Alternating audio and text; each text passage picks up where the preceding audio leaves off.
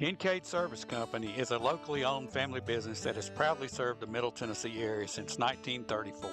We have a wide selection of furniture, appliances, electronics, and mattresses for every budget and design taste. We carry the brands that you know and trust, so you're sure to find exactly what you're looking for. Need financing? We have you covered. With our service department, you can rest assured that we will take care of you after the purchase. Visit our Shelbyville store at 400 Madison Street today.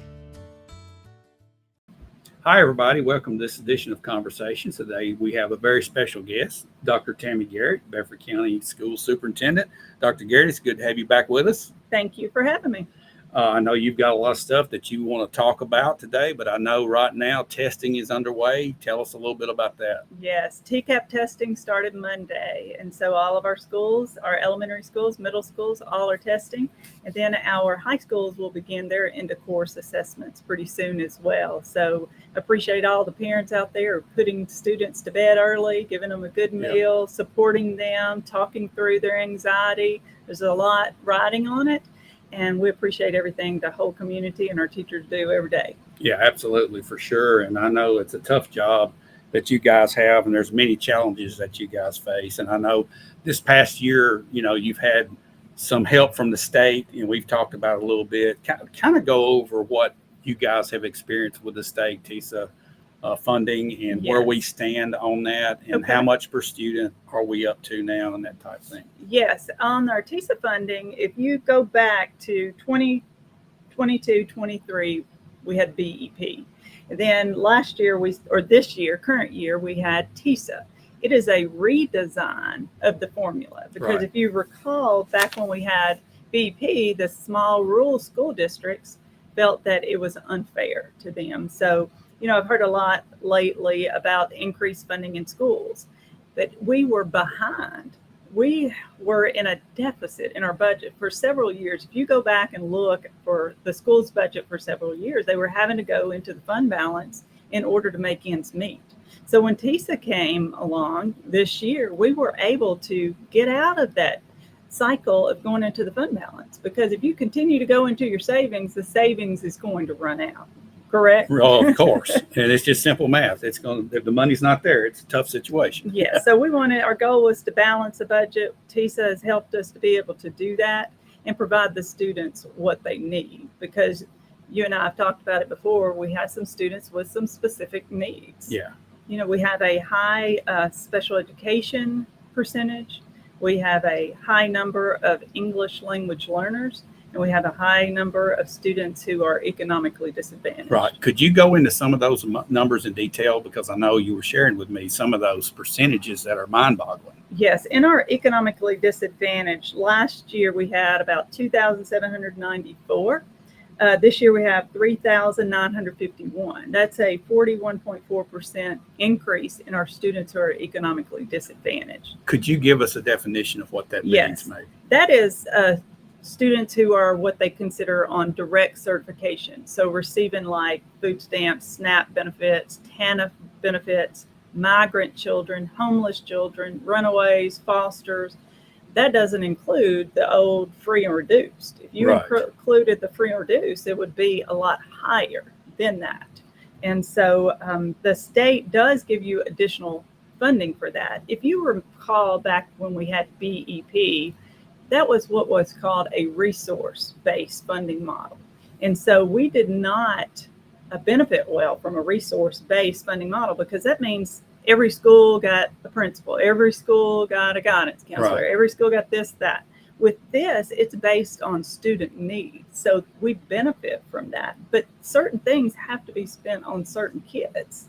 For example, the governor has really committed to career and technical education, which I love, because a lot of our students now have an interest in vocational. At some point over the years, we swung from let's get kids in vocational classes to everybody goes to college. And we know that a lot of people experience debt and found out it wasn't for them. Right. So we're trying to come back to teaching kids that, hey, you can make a lot of money by gaining a skill. Right. So we've really had a lot of focus on our career and technical education courses. You can see those in our numbers. If you look at our career and technical education concentrators. That is high school kids that are taking 2 classes in their focus area.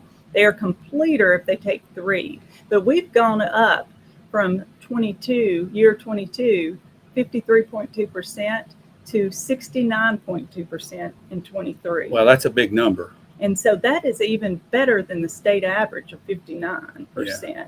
So all of that money that the governor is putting toward those, we're really utilizing.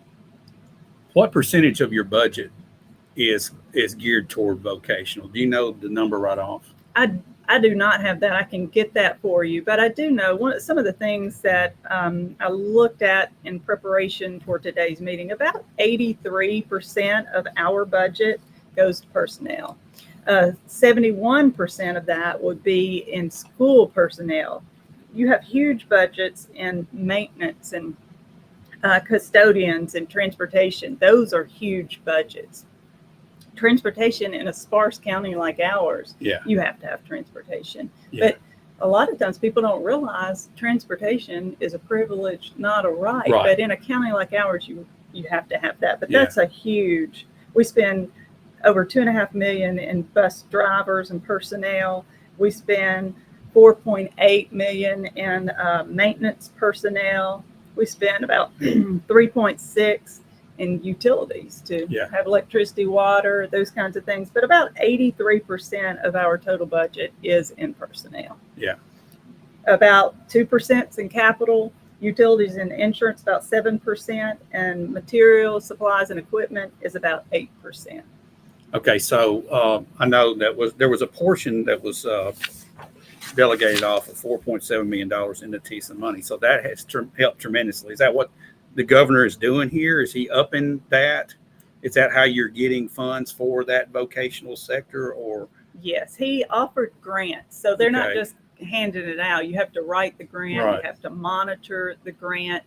A couple of things that we were able to do with that 4.7 million is at Cascade High School, we're constructing a new horse barn. right? And I think they're going to do a production. It's also, I said horse barn, but I believe it's for cattle. Take that back. Okay, cattle. Cattle. They are going to have a production farm to teach students. What we're trying to do is teach them the skills of doing that alongside business to learn how to manage that business as Wow. well. Okay.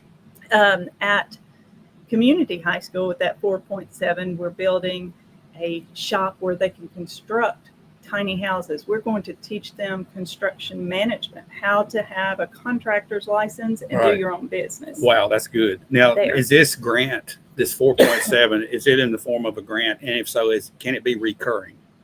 It only lasts 2 years. 2 years. So it was this year and next year, and it will not be recurring. There is money in TISA for students in the Career and Technical Education Program. We have heard from a lot of middle school students. I have a student advisory council. One of the things that they've told me, let us start those classes earlier in middle school to give us time to explore, see what we want to do. So in high school, we know which path we want to go on. So this next year, we're going to bump down to seeing if we can hire some teachers in that middle school so those kids can explore several different things. So by the time they get in high school, they'll know the path. Right. Okay, let's go back to the numbers a little bit. I know per student, Bedford County had been lagging for some time. Yes. With the TISA money, where does that put us state ranking wise? And what do you see happening next year for 2024, 2025 school year? Do you see us falling above average in the state, or do you even have an idea at this point? I do. It looks like we'll go from about 82 million to about 88 million. And where we're really gaining is, remember, it's a student-based formula. So if you have a lot of migrant children, if you have a lot of economically disadvantaged children, have a lot of kids that are not speaking English, that have to learn English, you're going to get more money. So it looks like right now we'll get about 6 million extra. But if you look at our numbers, it's coming from our English language learners and our economically disadvantaged. Okay, those two categories put a challenge on you big time. So what can you guys do here at the local level, at the county level, that can address those specific issues that you have? English as a second language, the economically disadvantaged. How can you guys address that and specifically dial in on fixing some of that or addressing that? A lot of that comes from making sure that you have social workers, school counselors, because a lot of students in poverty have some trauma. Right. And so maybe some behavior problems. So to make sure that you have those things in place for your students, families, and teachers. So that's one thing. Instructional strategies would be another. You want to make sure that you're very explicit in your instruction. If you think about students who live in poverty, a lot of times they're so used to tuning things out that they can't focus on what it is you want them to learn. So it's very important to teach your teachers how to teach specific kids in poverty. English language learners, we have to hire a lot of teachers. The federal government requires you to hire an ELL teacher for every 35 students. Yeah. And we're behind. How do you get them? Well, that's the question. And here's the deal, that the federal government only gives you $150,000 for the ELL. So, it takes more than that. So we have to pay for that out of our state and our local money to hire those teachers. And so how do we compare with other counties in dealing with this English as a second language? Are we not a little bit higher than the average counties around us? We are at one of the largest. And you can very seldom do I find anyone experiencing what we are experiencing right now. We have had 176 newcomers, mainly from Guatemala, that have come into our schools. At Harris Middle School alone, they've had about 37% increase this year in students that are coming into our country for the first time. And what we are experiencing is a lot of these students have not had an education in a while because maybe they were in a facility when they crossed the border. They've had, or were not in an education system in their home country. So we've had some challenges. We are really brainstorming. I've heard that Cleveland City may be similar to us, but a lot of people are not experiencing what we experience every day. Right. So in the middle of testing, and you have kids showing up now this time of the year, just showing up, and they got to take the test. That is correct. They don't have to take the English language arts for 1 year. They have to be in the country 1 year, but they do have to take the other portions, math in particular. Wow. So that puts your back against the wall and presents challenges. How much does that lag you down as far as scores go? It's got to affect the scores. Well, I think it affects your achievement because you're not going to, a lot of times achievement is indicated by your parents' income level. And that research shows that all the time. But we try not to, have a lot of excuses. We want to have growth. Last year, if you recall, we were level 5 district. We are shooting for that again. We had several schools that were reward schools, Cascade High School, Community Elementary, and some others that are on their way.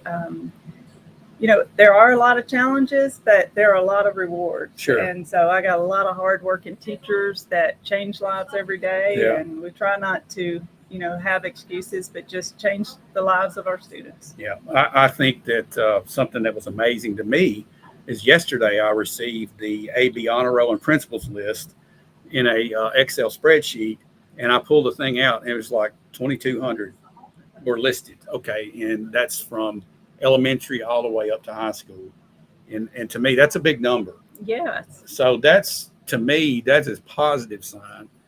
When we have 9,000 students now, roughly. Yeah, roughly about 9,000 with pre-K, a little over 9,000. So that's a good number, I think, the percentage-wise. Do you look at that as an achievement? Absolutely. We have a lot of great kids.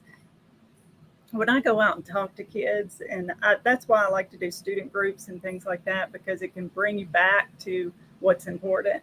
And the fact that we have a lot of great kids, because as superintendent, a lot of times you see kids that maybe got in trouble or things like that. So you have to make yourself get into those schools, see those kids, and remind ourselves of the next generation.